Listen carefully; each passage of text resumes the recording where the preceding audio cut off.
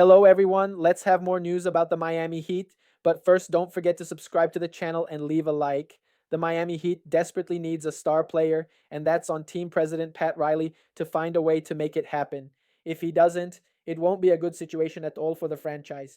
Most Heat fans understand just how important Riley is to the history of the franchise. In fact, I can't confidently say that the Heat wouldn't be the Heat without Riley's influence and contributions to the organization. From the front office to coaching, Riley's fingerprints have been all over the Heat's success over the past 3 decades, but that doesn't mean he's above criticism. You can appreciate Riley's career and influence on the Heat while also questioning if he's the best man for the job right now. While he has a proven track record, the way star acquisitions work in the NBA has certainly changed since the last time the Heat hit big in free agency or via trade. Just a couple of years ago, we saw how things were different. Even when Damian Lillard wanted a trade to the Heat, that didn't happen, and you have to blame Riley at least slightly for that entire fiasco. Nevertheless, as Miami heads into another offseason in search of a star player, the pressure is on this front office to deliver. As the center man of the front office, that falls on Riley, and if he fails to acquire a star player, one the Heat desperately needs, it may be time for the team and Riley to part ways. If Riley is no longer the attracting stars, one of his most valuable assets to the Heat, there's little reason to keep him in the picture aside from stability. At the same time, the franchise's stability could be questioned at the moment as well. Now let's go to another video. Don't forget to leave a like.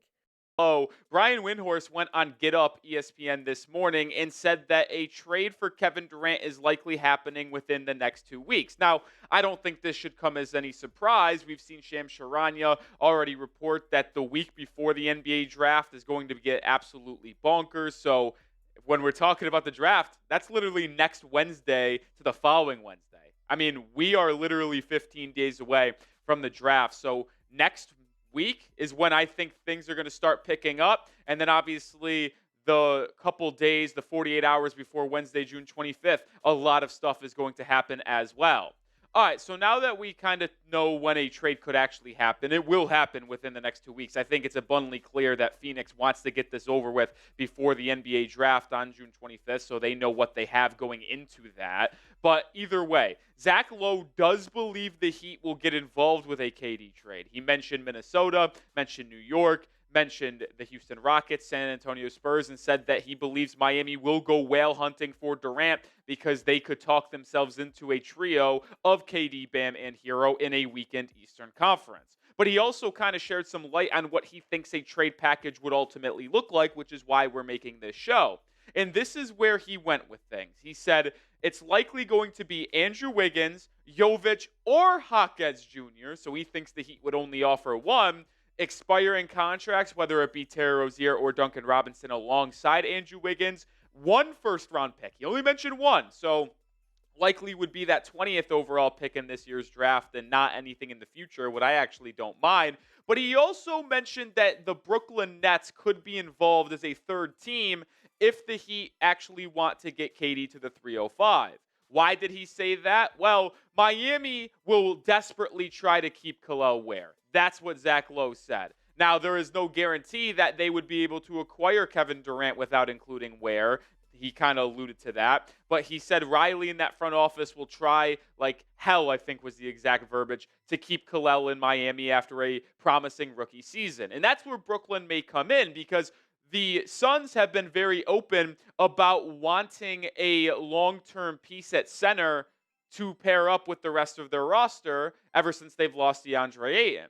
Well, Khalil Ware would obviously be a coveted player from Miami in a Kevin Durant trade, but if the Heat want to keep them, or keep him, I should say, they'll try to maybe rope in Brooklyn to give them some capital to send Nick Claxton to Phoenix so Miami could ultimately keep Khalil Ware. So if you look at what Zach Lowe said, this is what a trade could actually look like when it comes to fruition. When you think about financial side of things, what Lowe said, this is what a three-teamer could look like. The Heat get Kevin Durant. The Suns get two players, Andrew Wiggins and Nick Claxton, no draft capital because Wiggins and Claxton, if we're going to be honest, would probably benefit that Suns roster than just Kevin Durant at this point and let Devin Booker go back to being that lead ball handler. And then in order to get Claxton to Phoenix, I think the Nets would get involved here. They'd get salary for Claxton and Duncan Robinson, and then they would get Nikola Jovic from Miami, and then the first round pick from the Heat at that 20th overall spot. Also important to note, Brooklyn has the 19th pick in the draft. They could either do this trade and have back to back picks at 19 or 20, or package those two to try to move up into the lottery, which there is a lot of buzz that they would like to acquire a second lottery pick. So that would give Brooklyn a lot of incentive to make this deal. So, from a pure Miami Heat perspective, would you make this trade? Type A for accept or type D for decline?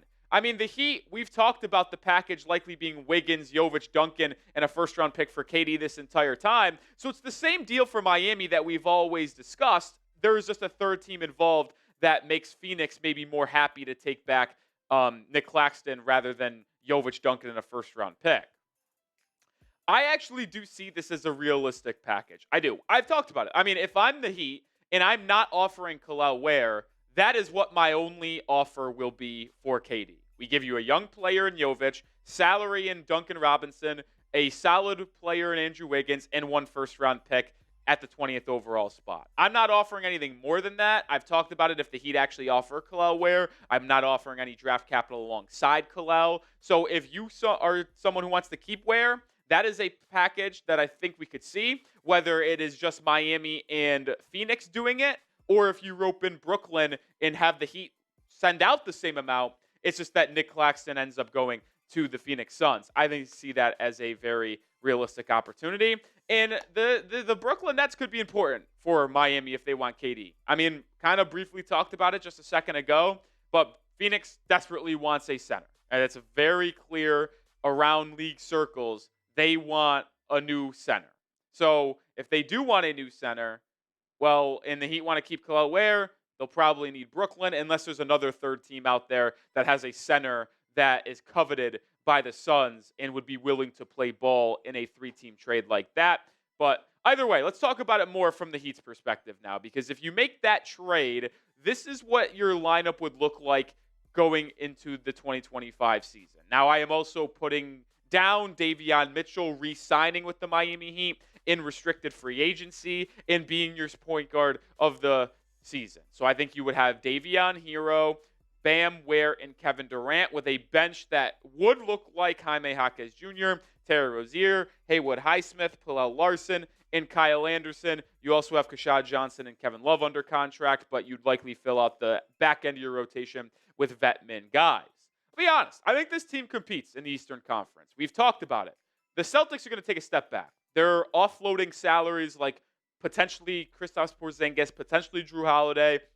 Jason Tatum's going to be out for all, if not most, of the 25-26 season. Boston's going to take a step back, at least for this upcoming year. The Bucks, if they trade Giannis, are obviously going to be terrible. If they keep Giannis, I still don't think they're going to be very good this season because no Damian Lillard and the rest of that roster is not very talented. So you're only competing against Detroit, New York, Indiana, and Cleveland. I think that team could absolutely go wire to wire or at least compete for a conference title. Can they beat a team like the Oklahoma City Thunder?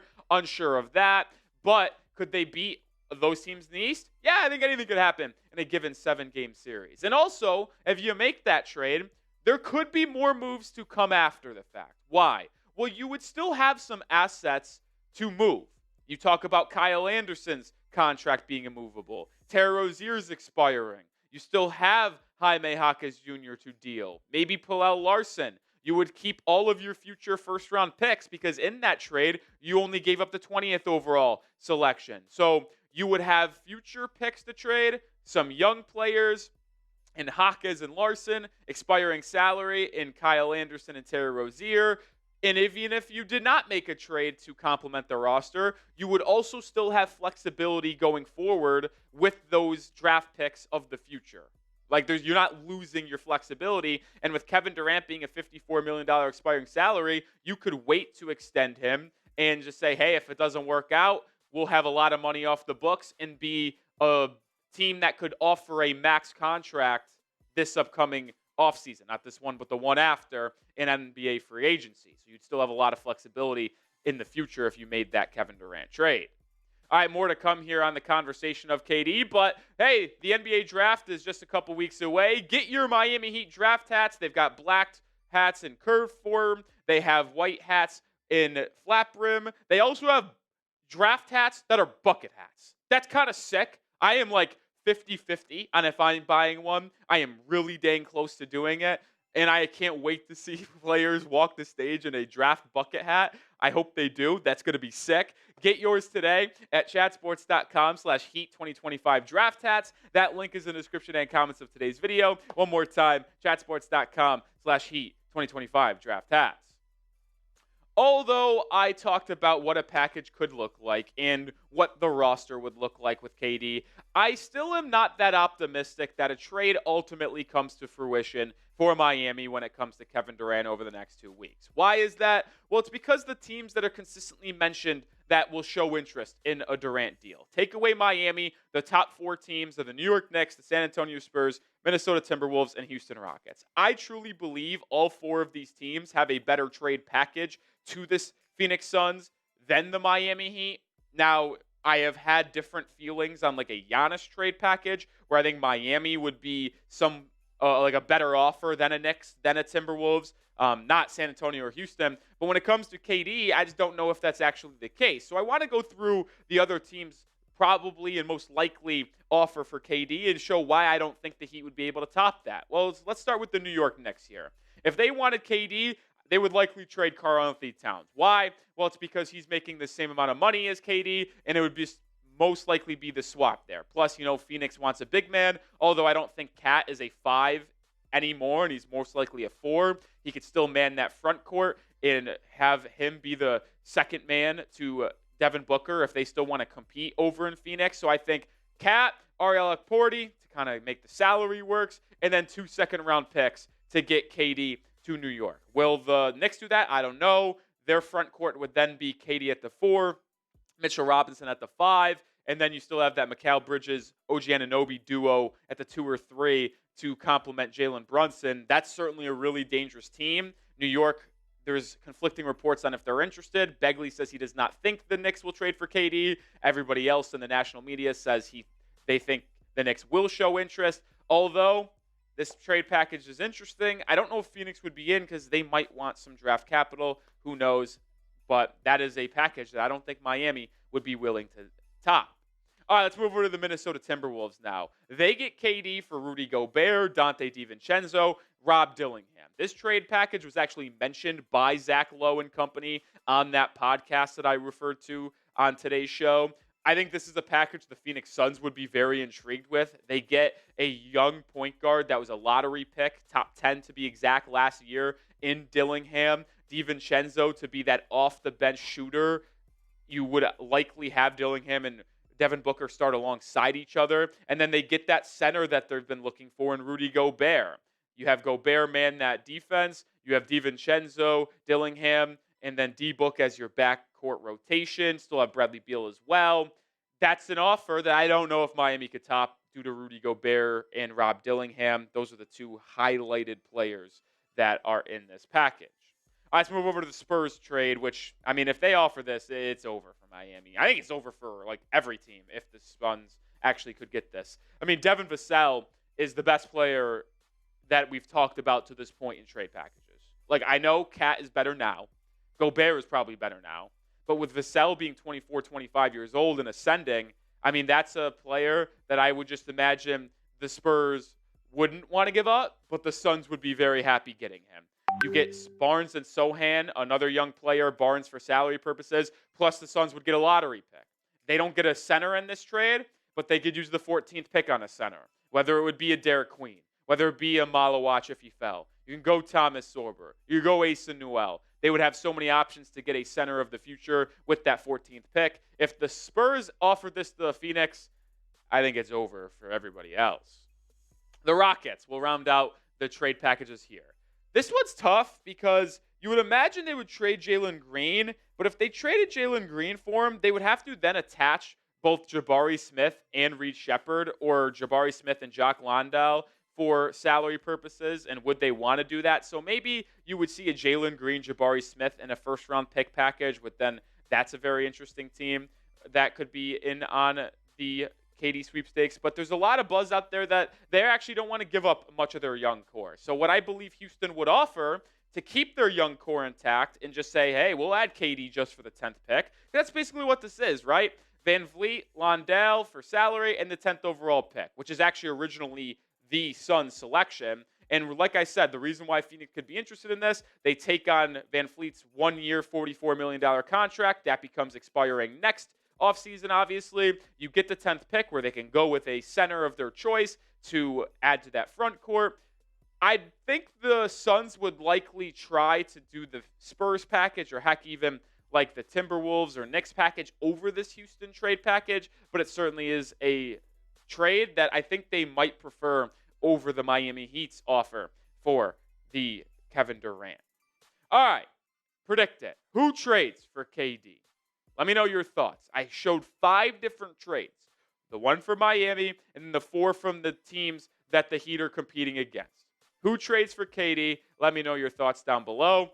My personal prediction, it's San Antonio. There's just been so much buzz around the Spurs trading for KD, and if they can do it while keeping Stephon Castle, keeping that number 2 overall pick, there just simply is no downside. You now have a front court of Wembanyama at the 5, KD at the 4, put Stephon Castle at the 3, Dylan Harper at the 2, and De'Aaron Fox at the 1. Like, are you shitting me? That team is unbelievable.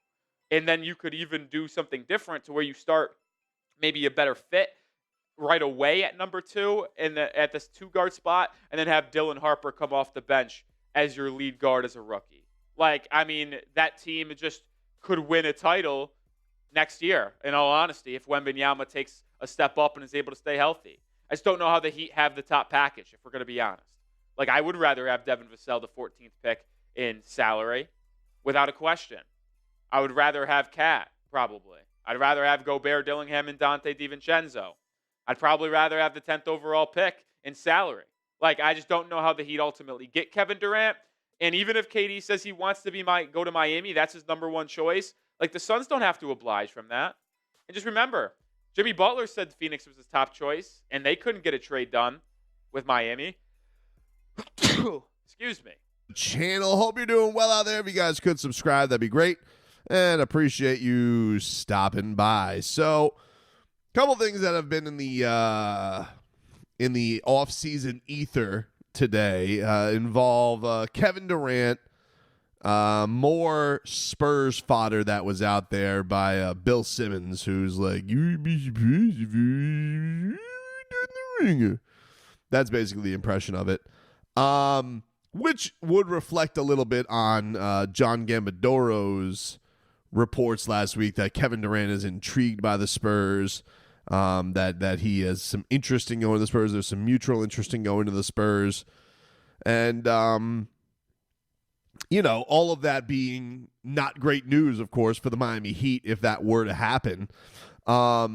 Because certainly I think a lot of people look at Kevin Durant and say, like, hey, if there's going to be a place, if there's going to be a move the Miami Heat have, that's the one. Now, look, to be fair to Kevin Durant, it's not like I don't understand why he would want to choose San Antonio or prefer a San Antonio or be intrigued by a San Antonio more than a Miami. Let's be fair about it. Yes, you're playing for a rookie head coach or essentially a rookie head coach. But, you're going into a situation where at the very least you're playing with a former All-Star in De'Aaron Fox, and you're playing with an extraterrestrial who is coming off of the blood clots. And is also, basically a 7'5" version of you, a guy who copycats you, who tries to be you. Now, probably should be inside a little bit more, but is one of these freaks that I think for Kevin Durant, who being a basketball head the way that he is, would be intrigued by something like that. I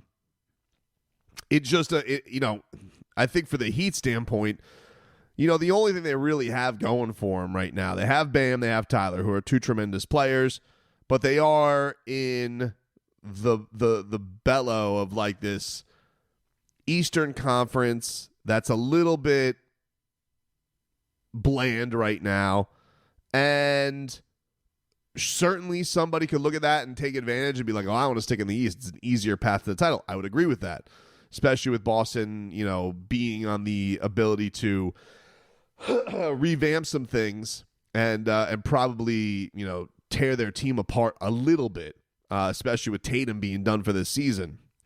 But, from the Spurs standpoint, it is interesting because, they have the number 2 pick. They could just skew very, very young. Like, they made the trade for De'Aaron Fox last year. They have the number 2 pick.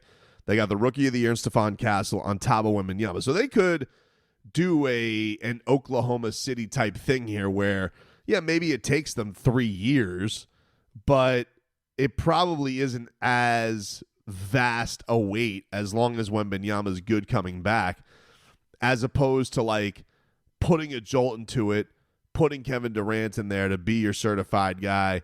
There's been some Giannis noise as well around them. But there was also an interesting thing today where there's an article in Yahoo Sports talking about the conundrum the Spurs are about to get into with the number 2 pick, because they're basically it's likely they're going to draft Dylan Harper. That's, looked upon as the best guy at number 2.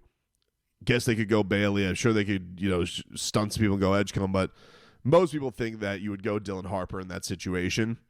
And there's a piece by Kevin O'Connor just basically talking about what a weird fit that would be, because you have 3 guys in Fox, Castle, and Harper who are not very good shooters. And, with a Wembanyama, there's an element to you have somebody like that who could feast in the paint and likes to get up threes himself, that you want to surround him with more shooting. So the part that references the Heat here is they talk about an option where they get to a point where they could trade De'Aaron Fox. Okay? And he's, mind you, owed an extension that's probably going to be for like over $200 million. He wanted to go to San Antonio. He's from there. And they traded a good amount of draft capital for him. Now, not all of their picks. They traded a Minnesota pick and a Charlotte pick. But they traded 3 first-round picks for him. And so he suggests the idea of, like, what if you just go with Harper, you go with Castle, and then you trade De'Aaron Fox because you didn't think you're going to get the number 2 pick, and essentially move on from the De'Aaron Fox experiment before it really begins. And he suggests the logical teams that would be involved in a trade, and he mentions the Miami Heat. He mentions the Brooklyn Nets, and he mentions the Houston Rockets. He said, trade De'Aaron Fox for Fred VanVleet, Jabari Smith, the 10th pick, and future firsts.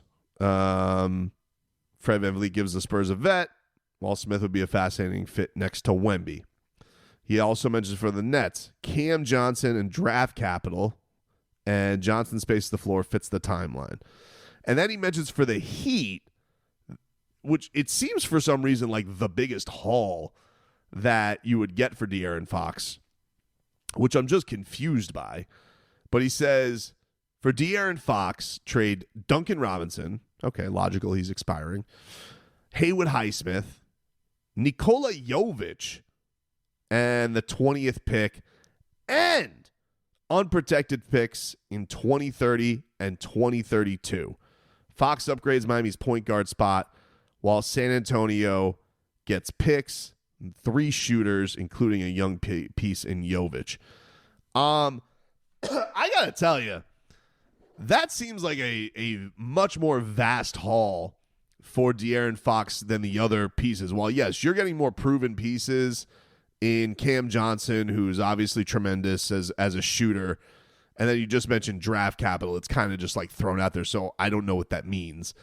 But when you're essentially giving away 3 first-round picks of your draft capital, one of them being this year at 20, which is not like a parade pick, but also 2 unprotected picks for De'Aaron Fox, which would essentially take away any swing that you would have at anybody for De'Aaron Fox, who is definitely a player I've been intrigued about the Heat going after in the past. But I definitely think that where the Miami Heat are at right now, what they have to figure out right now, I don't know if De'Aaron Fox is the type of guy where you're like, yeah, that's where we're going. And especially the idea that you already have a backcourt mate in Tyler Hero. And I'm like, All right, does that fit? Does that work? I mean, investing that much in that duo, because you're going to have to give him a big contract, Tyler a big contract, Bam's already under a big contract,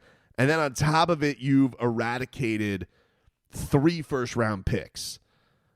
And to me, it's just like, hey, if you're the Spurs, I don't know what other people would offer for De'Aaron Fox right now, but if you're the Spurs and you know that he's owed a big contract, and you're leaking out there, and you're like, hey, yeah, we want to get 3 first round picks back. I'm like, yeah, no dice. Like, you gave up 3 first round picks. Would I do it for a first round pick?